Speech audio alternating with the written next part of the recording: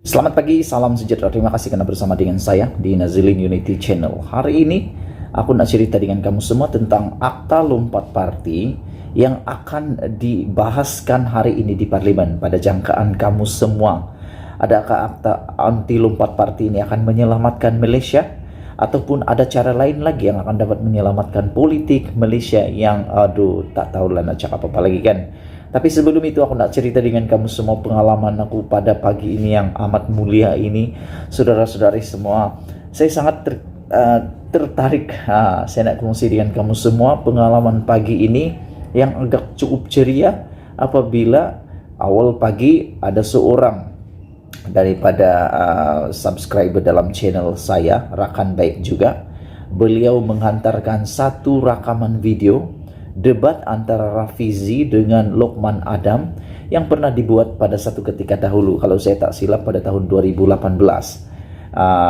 Mungkin kamu sudah melihat rakaman video debat antara Rafizi dan juga Lokman Adam terkait dengan isu 1MDB.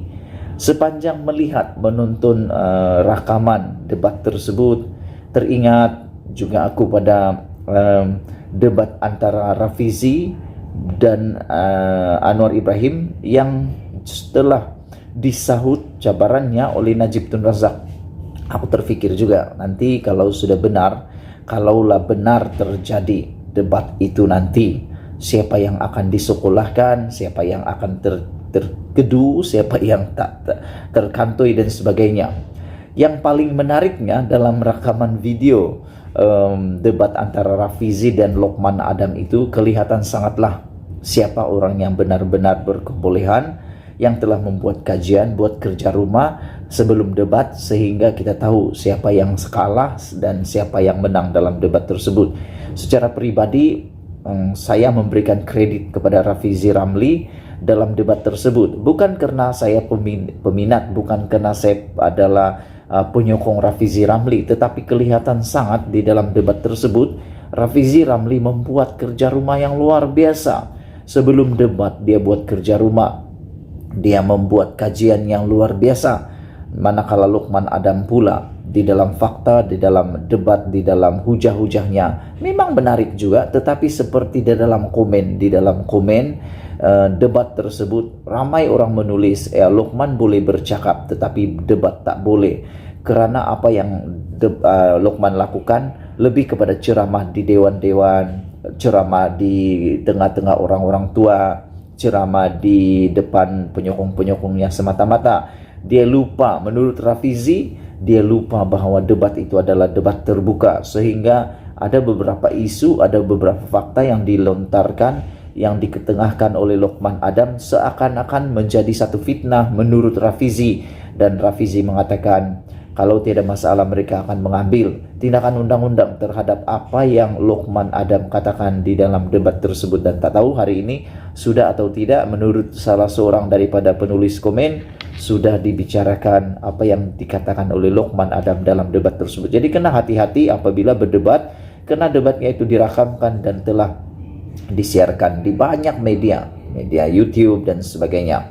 Tapi pagi ini ada satu isu yang saya sangat tertarik. Setelah saya gembira melihat rakaman debat tersebut, sebab ialah kita sebagai pemerhati politik dan kita sebagai pengikut dan peminat kepada politik semasa Malaysia, kita harus juga belajar apa yang pernah berlaku dan apa yang berlaku dalam negara kita. Dan saya gembira sebab tak lama lagi kita akan lihat satu lagi debat antara Muhyiddin Yassin pula, antara Najib Tun Razak menentang Anwar Ibrahim bersama dengan Rafizi. Pada pendapat kamu, adakah Najib akan memenangi debat tersebut, ataupun ini akan menyebabkan secara tidak langsung aura Najib akan padam serta-merta? Kerana ingat, kalau Najib menang, ini akan menghangatkan lagi auranya. Tapi kalau Najib kalah, secara pribadi pada pendapat saya, hari ini pula kita mau cerita tentang akta anti lompat parti yang sedang hangat diperkatakan, mungkin sedang didebat pula di Parlimen. Tapi yang menariknya saya, apabila ada seorang pakar undang-undang. Ini pakar, bukan alang-alang, bukan macam saya hanya pakar orang-orang kampung. Tak apalah, pakar orang kampung kah, pakar tak kampung kah, itu bukan isunya. Yang isunya adalah kita mau cerita, pakar mengatakan bahwa MP lompat parti kena latak jawatan dahulu baru perlu dapatkan mandat baru. Menurut pakar ini, akta lompat parti itu haruslah amat berkesan. Kalau dia hanya batuk di atas tangga, tidak gunakan. Jadi apa yang disarankan oleh pakar ini, beliau mengatakan ahli parlimen ataupun mana-manalah, ahli adun kah, Dewan Undangan Negeri kah, atau ahli parlimen kah, yang lompat parti kena letak jawatan dahulu baru perlu dapatkan mandat baru. Untuk dapatkan mandat baru, kata pakar. Saya setuju dengan apa yang dikatakan oleh beliau ini. Mana-mana ahli parlimen yang menukar parti hendaklah meletak jawatan dan kembali kepada rakyat dalam pilihan raya kecil untuk mendapatkan mandat baru, kata pakar undang-undang Profesor Emeritus Datuk Dr. Syed Salim Faruqi. Penyandang kursi Tunku Abdurrahman Fakulti Undang-Undang Universiti Malaya itu berkata, pada pandangan pribadinya, ia adalah cadangan yang akan diutarakan beliau jika ahli parlimen melompat parti. Kita pun setuju dengan apa yang dikatakan oleh beliau. Mungkin beliau, yaitu ahli parlimen yang mempunyai bantahan dari segi moral dan ideologi yang jujur mengenai hal tuju partinya, tetapi dalam kes itu beliau perlu kembali kepada pengundinya dan mengucapkan, terima kasih kerana sudi mengundi saya sebelum ini. Kini saya memakai songkok baru dan Anda perlu percayakan saya sekali lagi mengenai sebab saya keluar parti dan saya minta Anda berikan saya mandat baru, kata beliau. Bagaimanapun, cadangan ini memerlukan pemansuhan perkara 48 pasal 6 Perlembagaan Persekutuan, kerana ia menyatakan bahawa jika mana-mana ahli parlimen meletak jawatan, maka untuk tempoh 5 tahun akan datang, beliau hilang kelayakan bertanding mana-mana kerusi parlimen. Jadi, kita memerlukan pindaan perlembagaan pada perkara 48 pasal 6 serta perkara 10, katanya dalam program The Nation bertajuk Undang-Undang Anti Lompat Parti yang disiarkan di Bernama TV hari ini. Perkara 10 Perlembagaan Persekutuan menyentuh mengenai kebebasan bercakap, berhimpun dan berpersatuan.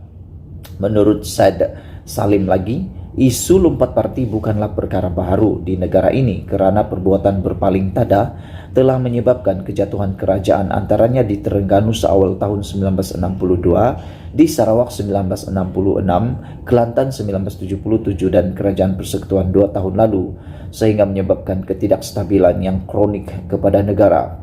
Beliau berkata, terdapat kira-kira 41 daripada 193 negara yang punya undang-undang anti pembelatan, antaranya ialah India, Singapura serta Israel, dan di Malaysia, negeri Sabah, Kelantan dan Pulau Pinang telah cuba bereksperimen dengan undang-undang itu.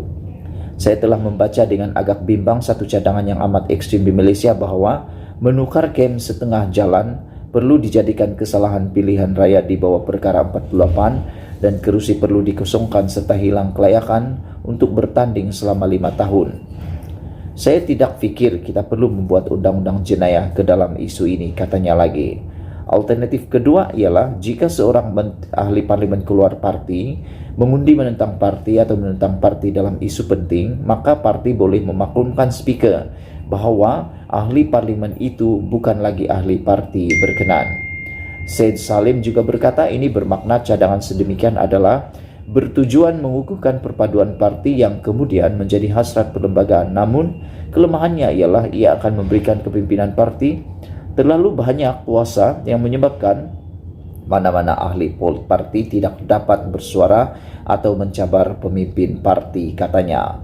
Masalahnya ialah jika parti tidak mempunyai kuasa untuk mengambil tindakan terhadap seorang ahli parlimen, maka saya dimaklumkan oleh setengah pihak bahawa apa yang ahli parlimen itu boleh lakukan ialah kekal bersama parti secara rasmi namun teruskan mengundi menentangnya sehingga mungkin menyebabkan parti itu tewas atas undi percaya. Malangnya tidak ada penyelesaian yang sempurna seperti dalam kehidupan. Dalam isu undang-undang kita perlu mengambil jalan tengah dan mencapai keputusan yang paling kurang merugikan, katanya lagi. Jadi isunya hari ini adalah ahli parlimen